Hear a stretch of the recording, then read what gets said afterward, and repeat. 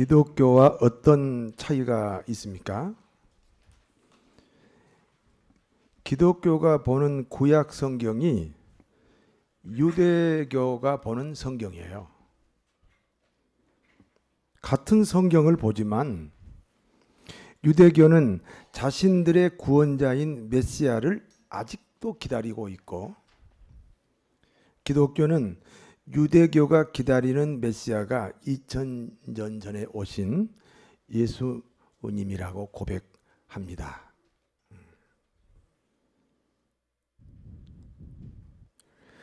성경은 이렇게 예언합니다. 유대인들이 예수님을 메시아로 인정하고 돌아오면 주님이 재림하신다는 겁니다.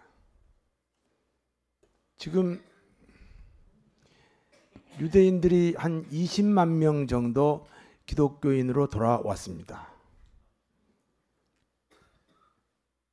점점 유대교인들이 기독교로 지금 개종을 합니다. 그 말은 자기들이 기다리는 메시아가 사실은 2000년 전에 오신 예수님이다라고 고백하는 사람들이 점점 늘어난다는 거예요. 그래서 유대 민족이 다 예수 믿으면 주님이 재림한다. 주님이 재림한다는 말은요, 지구 종말을 말합니다.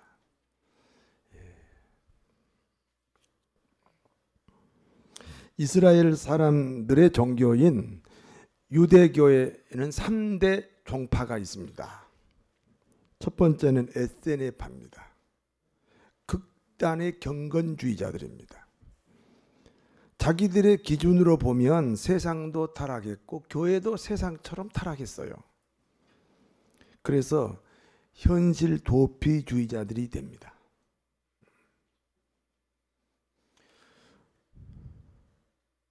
두 번째는 바리새파가 있습니다. 율법을 자신의 목숨보다 더 소중히 여기는 사람들입니다.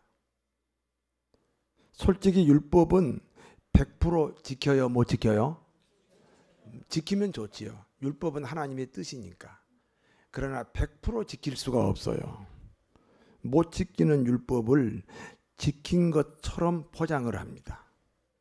그래서 위선자라고 주님이 책망한 사람들이 바리새파들입니다. 유대교의 대부분이 이 바리새파에 속해 있습니다. 세 번째는 사두개파입니다. 사두개파는 부유한 귀족들입니다. 사두개파는 소수이지만 이스라엘을 지배하는 계층입니다. 대부분의 제사장들이 이 사두개파에 속해 있습니다. 이 사두개파들은 부활을 인정하지 않습니다. 사람이 죽으면 그게 끝이지. 사람이 죽으면 그냥 그걸로 먼지처럼 사라지는 거지. 무슨 죽은 다음에 뭐 천국이 있고 지옥이 있느냐. 이 사람들이 사두개파입니다. 오늘 본문은 사두개파 사람들이 주님을 찾아왔습니다. 그리고 모세의 가르침을 언급합니다. 모세의 가르침은 모세의 율법입니다. 모세 율법에는 어떤 여자가 시집을 가면 그 여자는 반드시 그 집안에 대를 이을 자식을 낳아야 됩니다. 만약 자식이 없이 남편이 죽으면 그 다음 형제에게 시집을 가서라도 자식을 낳아서 대를 이어야 합니다. 부활이 없다. 이렇게 주장하는 사두개인들이 이 모세의 가르침을 예로 들면서 주님께 질문합니다. 7 형제 마디에게 어떤 여자가 시집을 갔습니다. 그런데 자식을 낳기 전에 그 남편이 죽었습니다. 여자는 그 집안에 시집가면 반드시 그 집안에 자식을 낳아야 한다 그랬지요. 그래서 둘째한테 또 시집을 갑니다.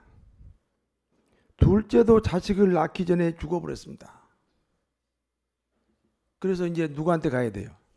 셋째한테 갔습니다. 근데 셋째도 자식을 낳기 전에 죽었습니다.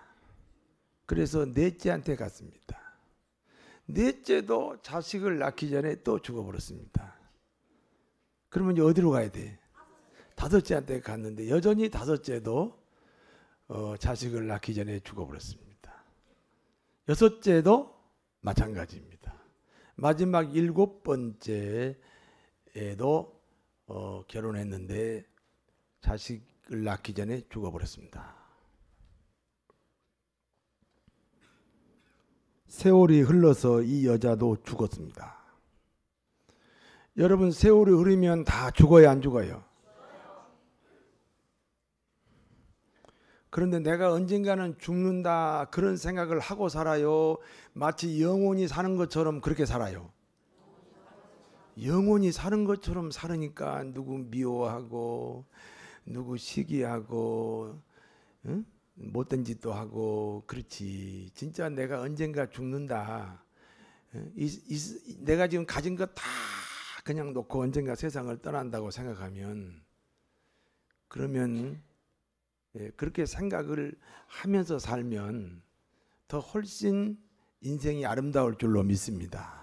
그런데 그렇게 생각을 안 해요. 마치 영원히 사는 것처럼 사는 거지요.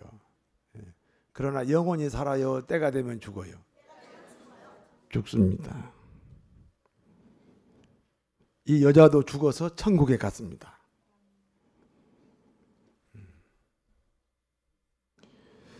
가서 보니까 자기와 약혼했던 7명의 형제들을 모두 만났습니다. 죄송합니다. 약혼이 아니지. 자기와 결혼했던 7명의 형제들을 모두 만났습니다. 내가 왜 결혼을 약혼이라 그러지? 우리 아들이 약혼하기를 바라나 봐.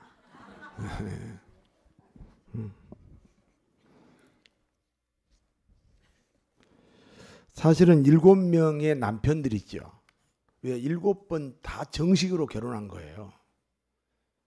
다 정식, 그렇지. 남편이 죽고 그 다음에 정식으로 결혼했어요. 뭐 부적절한 관계 그런 거 아니에요.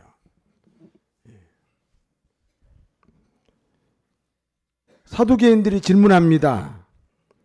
7명 중 누가 이 여인의 진짜 남편입니까? 예수님의 대답입니다. 천국에서는 시집도 아니 가고 장가도 아니 간다. 천국에 가면 사람들도 천사와 같이 된다. 그렇게 말씀하시면서 하나님이 어떤 분인가에 대해서 말씀합니다. 하나님은 아브라함의 하나님, 하나님은 이삭의 하나님, 하나님은 야곱의 하나님이다. 하나님은 죽은 자의 하나님이 아니라 산 자의 하나님이라는 것입니다. 여기까지가 본문의 내용입니다. 이 내용을 가지고 이 본문이 주는 교훈을 말씀드리겠습니다. 첫 번째입니다. 사람의 생각으로는 하나님의 세계가 이해되지 않습니다.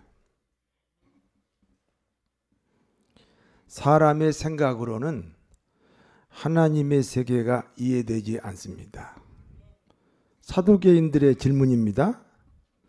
어떤 여자가 그 집안으로 시집을 갔습니다. 자식을 낳기 전에 남편이 죽으니까 결국 같은 형제에게 7번 시집을 갔습니다. 다 정식 결혼입니다. 이 여자가 죽은 다음에 천국에 가서 7형제를 7남편을 다 만났습니다. 성경은 일부 일처제이므로 남편은 한 사람이어야 합니다. 그러므로 어느 형제가 이 여인의 진짜 남편이 되어야 합니까? 성도 여러분은 누가 그 여인의 진짜 남편이라고 생각하시지요? 아니 7번 다 정식으로 결혼했다니까 왜 첫 번째요?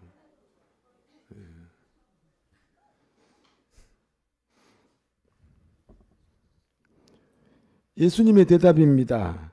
천국은 시집도 아니 가고 장가도 아니 간다. 그랬지요?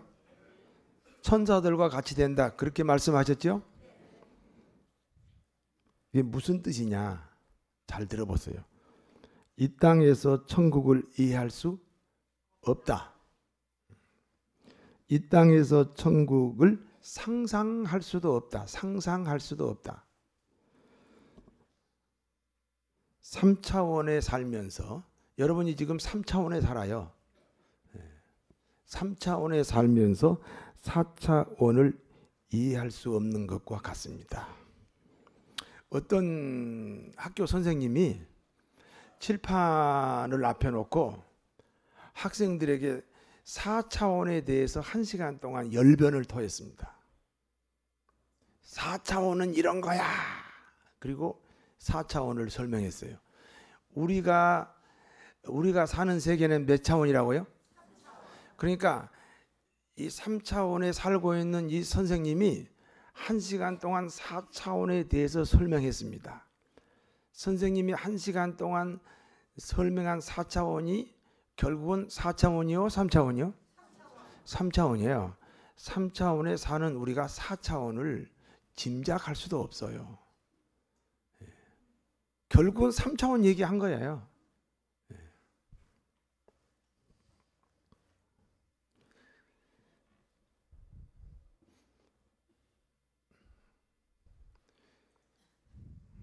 다시 말씀드립니다. 캄캄한 밤에 전기불이 나갔습니다. 그래서 촛불을 켜고 책을 읽습니다. 그런데 갑자기 전기불이 들어왔습니다. 전기불이 들어왔어도 촛불은 그대로 있지요. 그러나 그 전기불 아래 촛불은 있으나만 합니다. 의미가 없습니다. 천국에는 하나님의 사랑의 빛이 너무 밝고 너무 강력합니다. 세상 인연이라는 촛불은 하나님의 전기불 같은 빛에 다 흡수돼 버립니다. 전혀 의미가 없다는 뜻입니다. 어떤 집사님이 그 자기 친구 집사한테 돈을 좀 꿔줬나 봐요. 아무리 갚아달라 해도 안 갚으니까 그 집사님이 이렇게 말하더라고요. 천국에 가서라도 내가 받는다. 근데 천국에 둘 다 갔어요. 아무 의미가 없다니까요. 그러니까 이 돈 빌린 돈을 갚아야 되겠다. 이게 촛불이잖아요. 근데 전기불 밑으로 가버렸어. 그러니까 그 의미가 없다니까.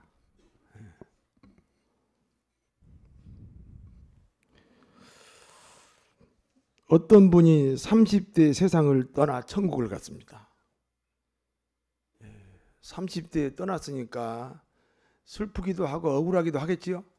그래서 온 식구가 기도합니다. 하나님 우리 남편 살려주세요. 하나님 우리 아버지 살려주세요. 기도했습니다. 하나님이 그 아내의 기도, 자식들의 기도 때문에 감동이 된 거예요. 그래서 죽은 사람에게 이렇게 말합니다. 내가 살려줄 테니까 돌아가라. 그 사람이 펄쩍 뛰었습니다. 난 절대로 안 갑니다. 내가 천국 맛을 보았어요. 내가 천국 맛을 보았어요. 그러니까 내가 다시 살아나는 것이 아무 의미가 없어요. 안 간다는 거예요.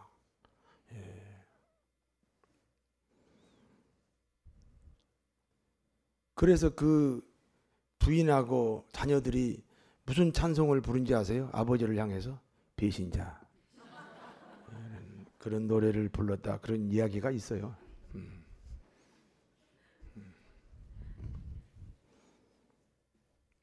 문제는 우리가 이 땅에 살면서 하나님을 알아야 됩니다. 하나님을 알아야 신앙생활을 제대로 할 거 아니에요. 그런데 하나님을 알 수가 없어요. 어떤 철학자가 말이죠. 사실 자기 아버지도 목사님인 철학자가 있어요. 근데 그 철학자가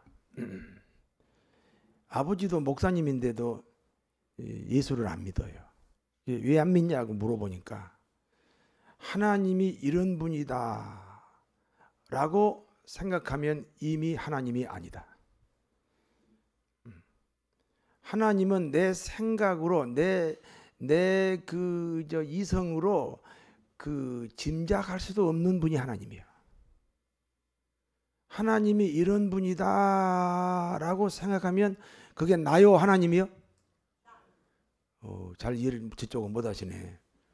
하나님이 이런 분이다 하면 그게 하나님이요, 나요? 내 생각 안에 들어오실 수가 없는 분이고 내 생각으로 하나님을 알 수 있는 그런 내 생각에 한계가 있다 그 말이에요. 그래서 그 철학자가 하나님 이런 분이 하나님이다 하면 이미 하나님이 아니고 그건 나니까. 그래서 나는 하나님을 못 믿겠다. 그래서 하나님을 대체합니다. 하나님을 대체한다. 그래서 도덕을 하나님으로 그렇게, 왜냐하면 하나님은 알 수 없으니까. 여러분 봐요. 하나님을 이해할 수 있는 분이면 하나님이 아니잖아요. 잘 이해가 안 되시니까 따라서 하세요. 내가 하나님을 이해할 수 있으면 하나님이 아니다. 그렇지, 하나님이 아니잖아요.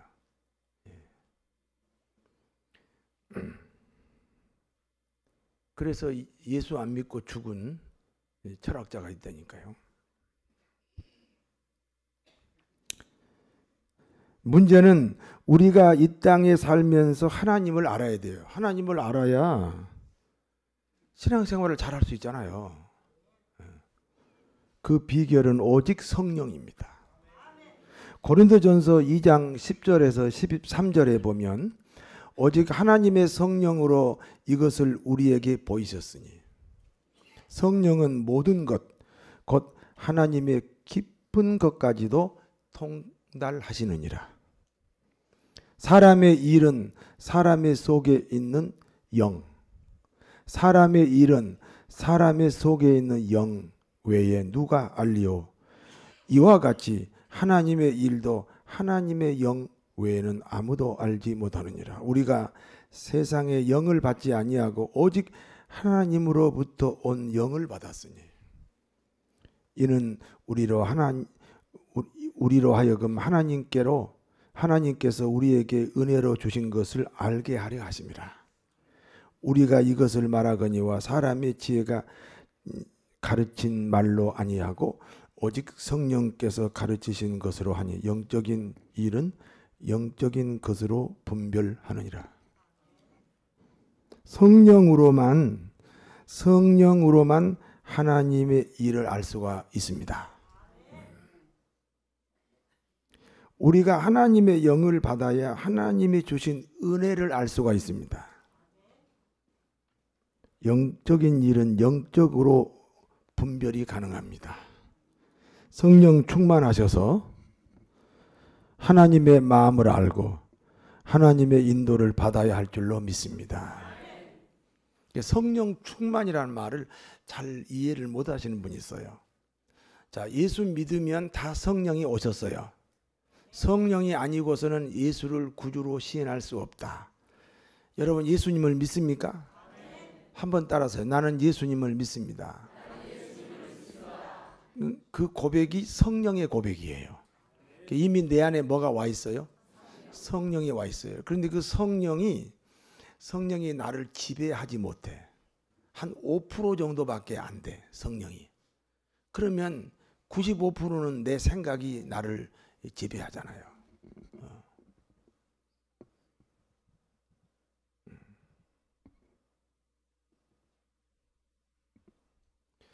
여기 예배에 참여하는 분들은 설교를 잘 들어야 돼요. 자기 참여 때문에 묶여가지고 설교를 안 들어요. 그러면 안 돼요.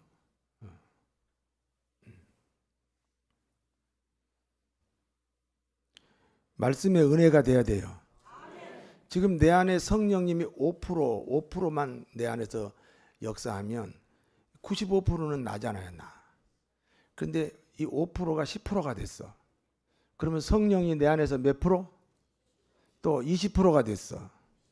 30%가 됐어. 40%가 됐어. 이렇게 성령이 내 안에서 나를 통치하는 게 프로테지가 이렇게 올라가. 그것을 성령 충만이라고 그래요. 여러분은 지금 몇 프로나 하나님의 성령이, 하나님의 통치가 여러분 안에 몇 프로나 있을까요? 80%. 내가 인정을 해야 되는데 80%면 거의 예수님 수준인데. 네. 좋아요. 80%입니다. 80%.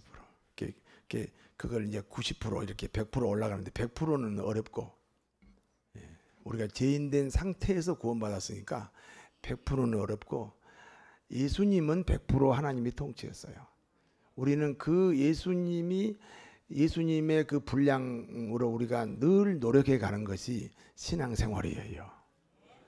그래서 이 프로테지, 성령이 나를 통치하는 이 프로테지를 높이자. 그게 성령 충만하자. 믿습니까? 성령이 내 안에서 이렇게 충만해야, 그래야 이제 하나님의 뜻도 알고 하나님의 인도도 아는 거예요. 그래서 우리 기독교인은 결론이 뭐죠? 성령 충만이에요. 두 번째입니다. 그리스도인에게 나의 하나님이라는 고백이 잘못된 고백입니다. 나의 하나님, 나의 하나님, 나와 함께 하신 하나님. 이 나의 하나님이 잘못된 고백이에요. 뭔가 뒤에 배경이 있겠지요. 그 배경을 빼고 그냥 나의 하나님, 이게 잘못된 고백이다. 나의 하나님이란 말이 무슨 뜻이에요? 내 생각의 하나님이라는 거잖아요. 출애굽기 33장에 보면 이스라엘 백성들이 이제 그동안 모세를 통해서 이스라엘 백성들이 하나님의 인도를 받았는데 갑자기 모세가 행방불명됐잖아요. 하나님은 필요한데 이 하나님의 대리자인 모세가 사라졌어요. 그래서 우리가 하나님을 만들자. 그래서 그 자기들의 몸을 장식하고 있는 그 장식품들을 다 모아서 하나님을 만들었는데 이게 금송아지가 됐어요.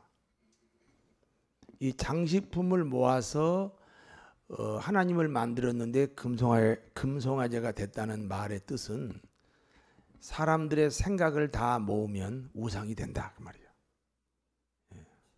나의 하나님 보세요. 이 지구에 기독교인들이 20억이래요. 20억 기독교인들이 다 나의 하나님을 믿으면 하나님이 몇 명이 돼요? 20억 명이 되는 거예요.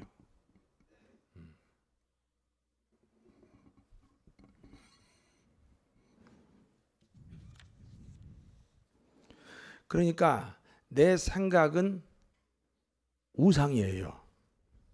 존 그레이가 쓴 화성 남자 금성 여자의 결혼 지키기라는 책이 있어요. 남편은 화성 사람이요. 부인은 금성 사람이요. 여러분 화성에서 볼 때 금성이 뭐예요? 외계인이지. 금성에서 볼 때 화성이 어디요? 외계인이지. 그러니까 남편과 아내가 지금 누구랑 산다는 거예요. 외계인끼리 산다. 그 책의 중심이 그런 거예요. 결국은 외계인끼리 산다. 마치 남편과 아내는 어쩌면 30년을 살았는데 아직도 잘 모르겠어. 근데 절대로 우리 아내하고 우리 남편하고는 안 싸운다.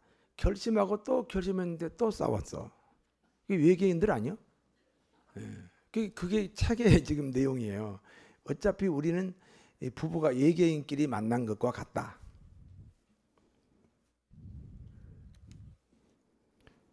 평생 같이 사는 부부도 아직 잘 모르는 사이란 말이에요. 그런데 우리가 믿는 하나님은 천지를 창조하신 분이에요. 우리가 이해하는 그런 분이 아니에요.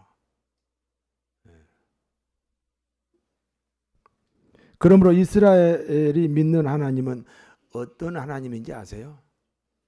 아브라함의 하나님, 아브라함의 일생에 나타났던 하나님, 이삭의 하나님, 이삭의 일생에 나타났던 하나님, 야곱의 하나님, 야곱의 일생에 나타났던 하나님을 나의 하나님으로 그렇게 고백하는 것이 이스라엘 사람들의 신앙 고백이에요. 믿습니까? 예. 이스라엘이 말하는 아브라함의 하나님, 이삭의 하나님, 야곱의 하나님이 오늘날 우리에게는 어떻게 적용을 해야 되겠습니까? 교회에서 가르치는 하나님. 그래서 창세기 3장에 보면 예수님을 3장에 보면 예수님을 뭐라고 표현했냐면 여자의 후손이라고 그랬어요. 여자의 후손. 여자가 교회거든요. 그러니까 교회가 가르치는 예수님. 교회가 가르치는 예수님이 우리의 예수님이다. 그 말을 조금 더 바꾸면 우리 담임 목사님의 하나님이 나의 하나님이다. 우리는 담임 목사님이 가르치시는 그 하나님을 믿어야 돼요. 믿습니까? 아니 나의 하나님 이게 얼마나 위험한가. 지구상의 기독교인이 얼마예요? 20억이면 나의 하나님이라고 고백하면 지구상에 하나님이 몇 명 된다고? 20억 명이 된다니까요. 그래서 유대인들은 절대로 나의 하나님이 없어요. 아브라함의 하나님, 이삭의 하나님, 야곱의 하나님, 나의 하나님. 그러니까 이것을 우리 오늘날로 적용하면 우리 담임 목사님의 하나님이 나의 하나님이다. 아주 안전한, 천국까지 가는데 아주 안전한 신앙 고백이 되는 줄로 믿습니다. 근데 지금까지 이 말씀을 조금 더 이해시키기 위해서 제가 겪었던 간증을 하나 해드릴게요. 뭐 최근의 일이 한 5, 6년 전의 이야기인데 어느 전도사님을 우리 교회에서 이제 어느 전도사님이 우리 교회에서 일을 하게 됐어요. 근데 이 전도사님이 뭘 자꾸 잊어먹고 아직 젊은 분인데 자꾸 잊어먹고 뭘 아무리 이렇게 하라고 지시해도 그걸 안 지키고 그래요. 그래서 내가 혹시 몸에 이상이 있나? 그래서 종합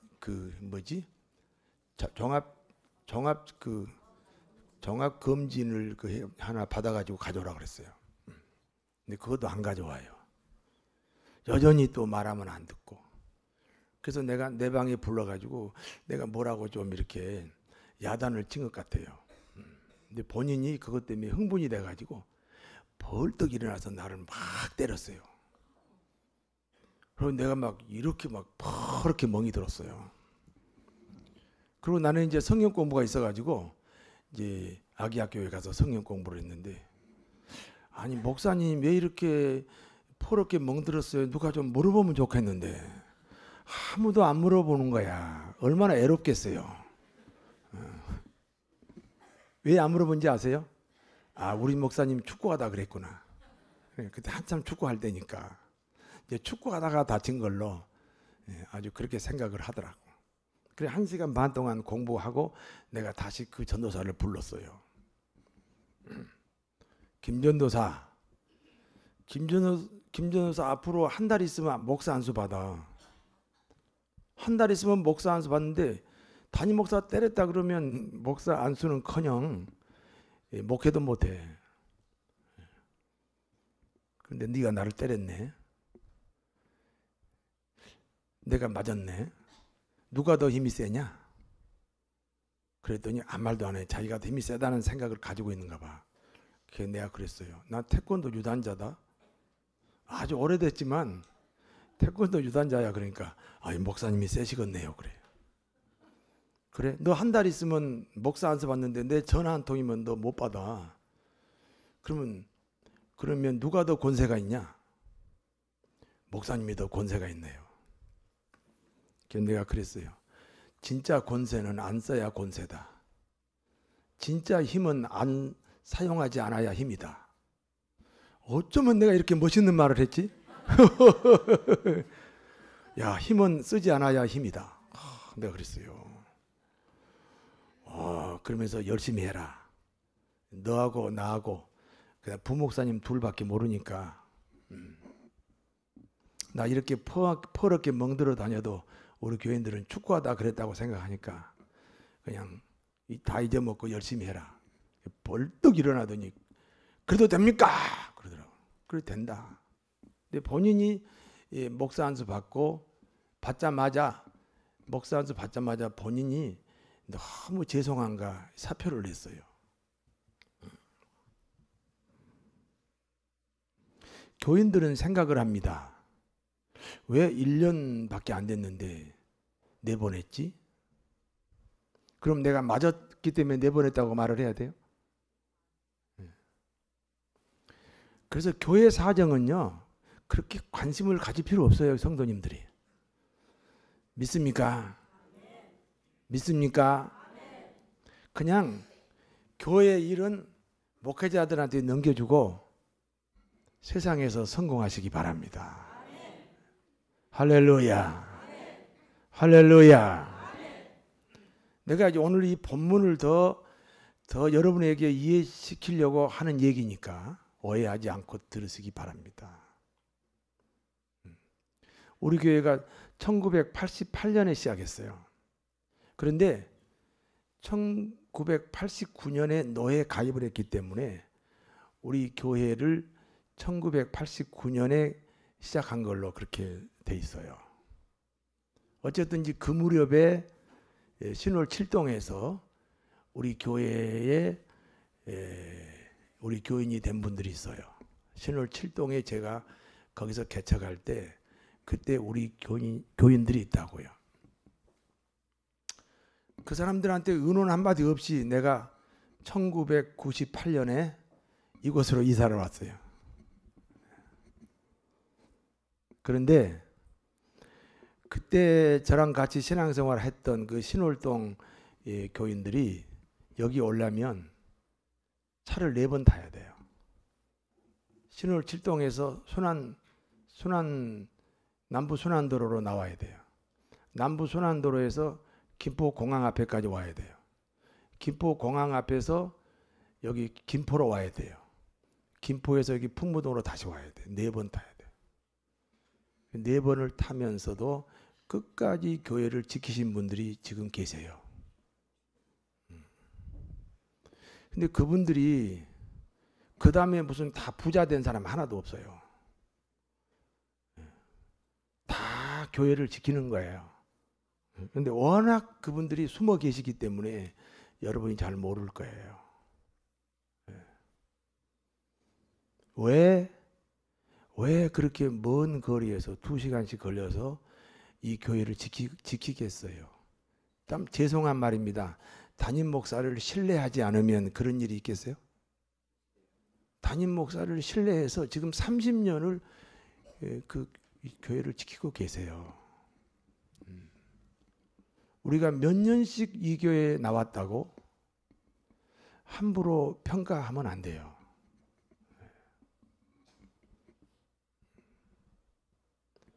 말로 하시면 돼요. 말로. 목사님 고쳐주세요. 저는요 엄청 잘 고치는 사람이에요. 무슨 말씀을 하려고 이런 말씀 드린지 알겠죠? 내 생각대로 오해하고 내 생각대로 상처받고 내 생각대로 생각하지 말고, 첫째는 성령이 인도하신 대로, 두 번째는 나의 하나님이 없다. 우리 목사님의 하나님이 나의 하나님이다. 지도받는 대로 가르침 받는 그 하나님이 나의 하나님이다. 이런 이 고백을 하도록 하기 위해서 제가 이런 예화를 들었습니다.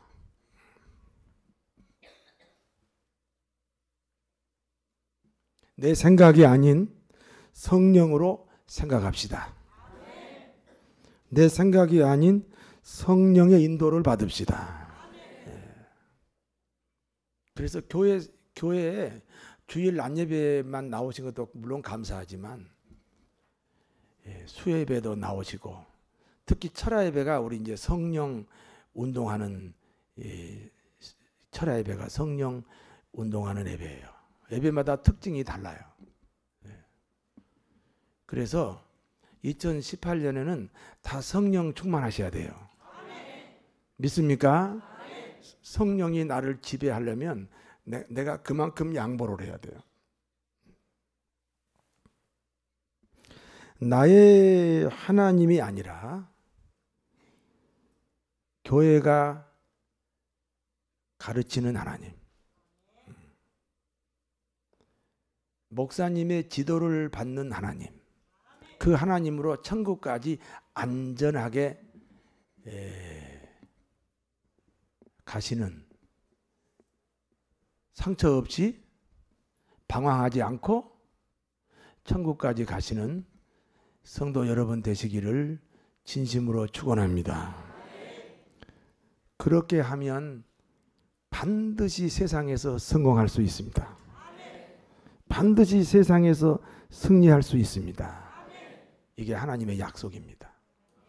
이 약속이 이루어지는 사랑하는 교우 여러분 되시기를 다시 한번 축원합니다. 기도하겠습니다. 하나님 아버지,